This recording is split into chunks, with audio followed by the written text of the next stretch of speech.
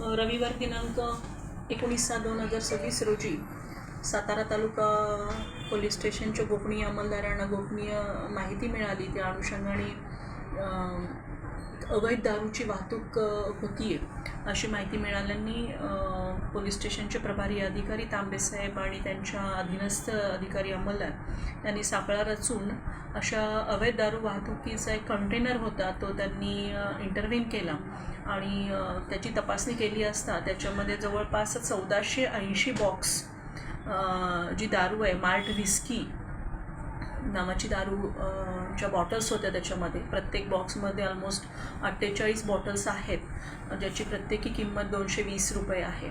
असं एकूण ही जी दारूची वाहतूक होत होती अवैध दारूची वाहतूक जी होत होती ही ऑलमोस्ट 1,56,00,000 रुपयांची ती अमाऊंट म्हणजे तेवढ्या किमतीची दारू ही वाहतूक होत होती.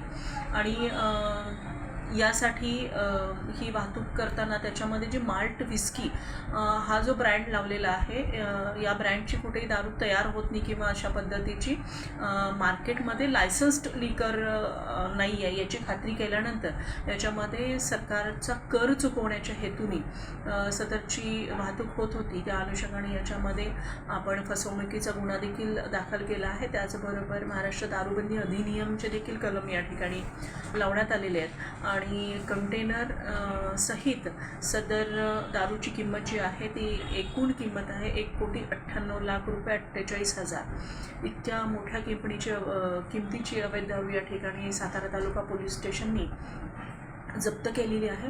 2 आरोपी याच्यामध्ये अटक केलेले एक आरोपी अटक केलेला आहे आणि अजून एक आरोपीची इन्फॉर्मेशन आहे जी आपण फर्दर इन्व्हेस्टिगेशनमध्ये त्याला अटक करू. याच्यामध्ये उपविभागीय पोलीस अधिकारी विपुल पाटील आहेत, पोलीस स्टेशनचे प्रभारी अधिकारी तांबेसाहेब आहेत आणि या ठिकाणी गोपनीय अंमलदार ज्यांना ही माहिती मिळाली आणि ज्यांच्या माहितीवर ही कामगिरी झाली ते अंमलदार नारनवर हे आहेत.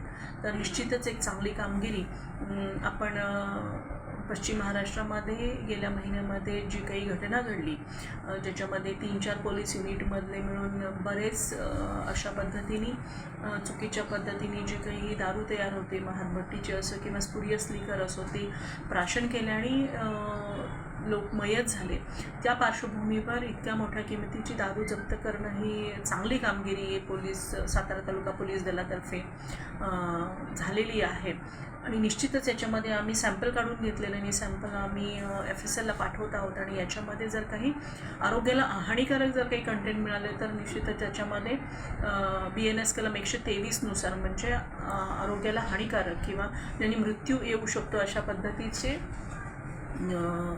पदार्थ तयार करणं आणि ते लोकांना खाण्यासाठी किंवा प्राशनासाठी अवेलेबल करून देणं हे कलम देखील आम्ही वाढ करत आहोत. मॅडम ही दारू कुठे चाललेली की कोणासाठी विक्री झाली?